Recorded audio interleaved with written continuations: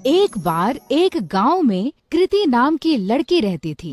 कृति गांव की ही एक कोठी में रहती थी, जहां कृति के बाबा गांव के सबसे बड़े जमींदार थे। लेकिन उसके पिता की जुआ खेलने की लत ने उसके पूरे परिवार और दौलत को बर्बाद कर दिया। कृति के परिवार में कोई नहीं था। असल में कृति के पापा ने एक बार जुआ खेलते समय अपना सब कुछ दांव पर लगा दिया और वो हार गए। जुए में हारने पर दौलत तो गई ही गई, साथ ही साथ कृति की माँ ने भी तंग आकर जहर खा लिया। कृति की माँ के बाद उसके पिता भी ज्यादा दिन नहीं जिए और ज्यादा शराब पीने से उनका लिवर फेल हो गया और उनकी मौत हो गई। अपने पिता की इस जुए की आदत का सबसे बड़ा शिकार बनी अनाथ कृति। उस बेचारी का क्या दोष था? अब ना ही उसका कोई ख्याल रखने वाला था और ना कोई रोटी देने वाला। पेट पालने के लिए मजबूरन कृति गांव के घरों में झाड़ू पोछा करती। कृति का ये सब करने का बिल्कुल भी मन नहीं करता, क्योंकि जिस घर में वो काम करती थी उसका मालिक उसे बुरी नजरों से देखता था। लेकिन 2 वक्त की रोटी के लिए कृति ये सब भी झेल लेती थी। कृति रोज सुबह सुबह गांव के मंदिर में जाती और अपनी दर्द भरी कहानी भगवान को सुनाती। हे ईश्वर, किस जन्म का तू मुझसे बदला ले रहा है? क्योंकि इस जन्म में तो मैंने किसी का भी बुरा नहीं किया। अब तू ही बता, अगर मेरा बाप जुआ खेलता था तो क्या इसमें मेरी गलती है? मैंने तो हर बार उन्हें जुआ खेलने से रोका, यहाँ तक कि रोकने के चक्कर में मार भी खाई, लेकिन हमेशा यह विश्वास रहा कि एक दिन तू सब ठीक कर देगा। मैंने तुझ पे भरोसा किया और तूने मेरे भरोसे का आज मुझे ये सिला दिया। न खाना है न कोई अपना, काम पे भी मालिक बुरी नजर से देखता है। क्या यही तेरी महिमा है?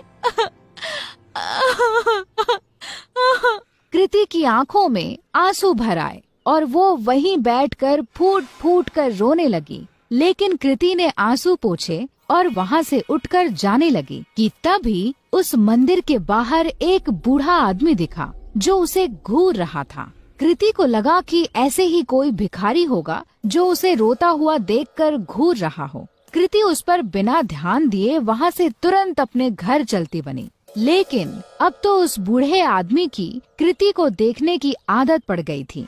जब भी कृति मंदिर जाती और भगवान को अपनी आप बीती बताती, वो बूढ़ा वहीं खड़ा उसकी बातें सुनता और उसे घूरा करता, लेकिन कभी मंदिर के बाहर कृति का पीछा नहीं करता। कृति को लगा कि वो बेचारा भीख की आस में उसे देखा करता है। कृति के पास कोई बहुत ज्यादा पैसे नहीं थे, फिर भी वो दान पुण्य करने में बिल्कुल भी हिचकिचाती नहीं थी। एक दिन मंदिर के बाहर खड़ा वो बूढ़ा आदमी जब कृति को घूर रहा था, तो कृति भगवान के पास जाने की बजाय उस बूढ़े के पास गई। बाबा जी, अगर पैसे चाहिए तो बेहिचक मांग लिया करो, ऐसे किसी और को घूरोगे तो वो गलत मतलब निकालेगा। काश बेटा, तेरे जैसा साफ दिल भगवान ने सबको दिया होता। कुछ दे दे बेटा।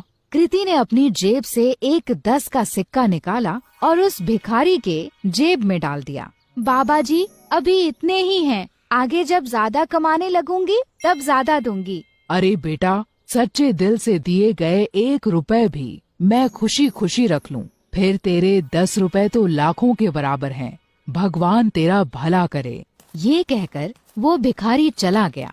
किसी गरीब की मदद करके कृति को बहुत खुशी हो रही थी।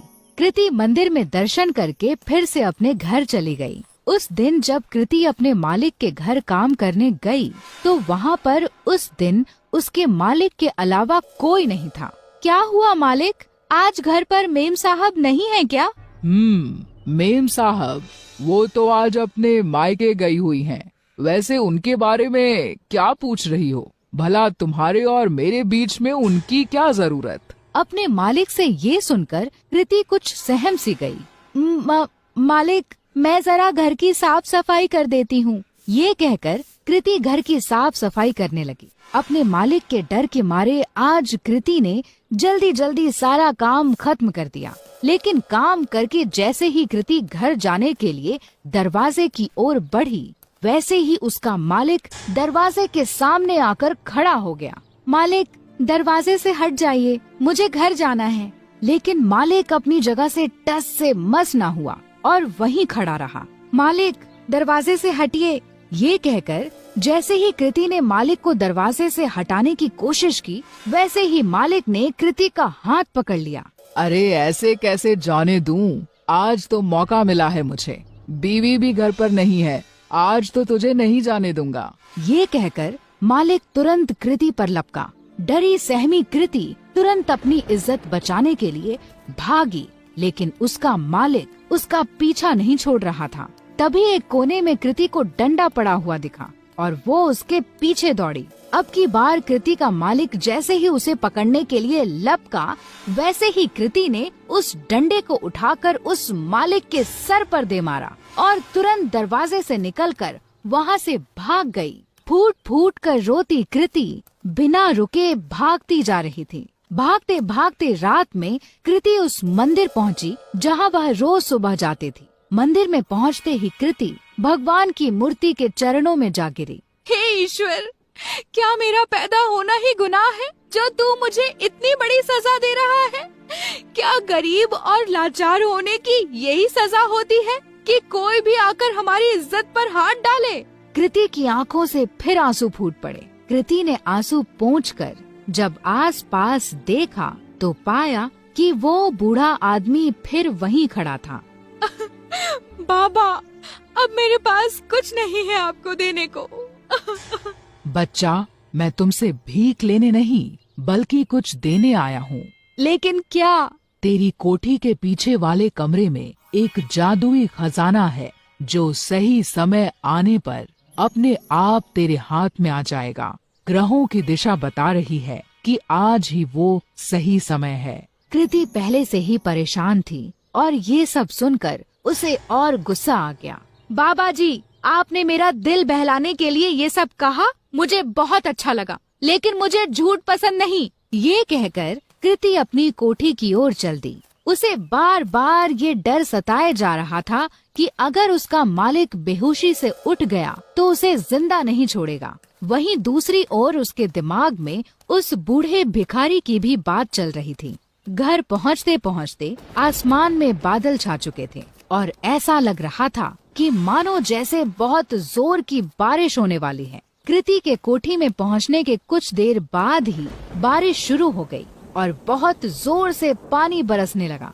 मूसलाधार बारिश के चलते कृति की पुरानी कोठी की छत से पानी टपकने लगा। आज तक कभी कृति ने इतनी तेज बरसात नहीं देखी थी। कृति जैसे ही छत की मरम्मत के लिए अपना छाता निकालकर बाहर गई, वैसे ही उसका छाता तेज हवा में फट गया।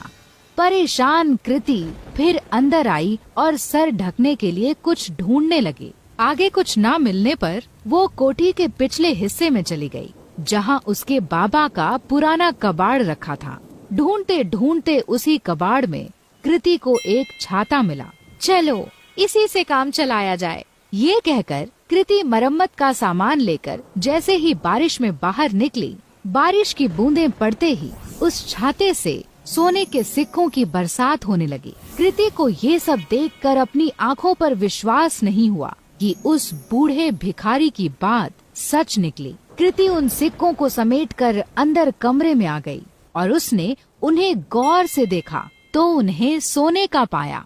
खुशी से पागल कृति की आंखों में आंसू आ गए। अब मुझे अपने मालिक के जैसे गंदे लोगों के लिए काम करने की जरूरत नहीं। कृति ने उसी रात अपना सामान बांधा और इस गांव को छोड़कर उस छाते के साथ निकल गई। एक दूर बड़े शहर में जाकर उन सोने के सिक्कों को बेचकर कृति को खूब पैसे मिले, जिससे उसने एक घर, एक गाड़ी और अपनी सारी ख्वाहिशें पूरी कर ली। यही नहीं, उसने अपना खुद का बिजनेस ही शुरू कर दिया। इस तरह कृति की सारी गरीबी उस जादुई छाते ने दूर कर दी और अपने गंदे मालिक से बहुत दूर कृति सुकून से अपनी जिंदगी जीने लगी।